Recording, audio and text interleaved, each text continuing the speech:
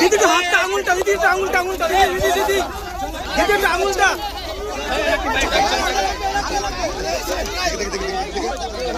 আরে পেছি যাক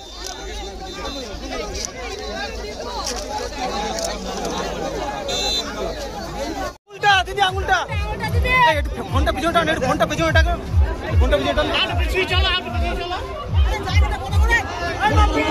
জয় বাংলা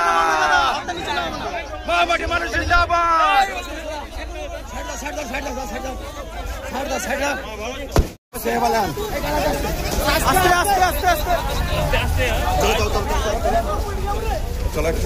একটু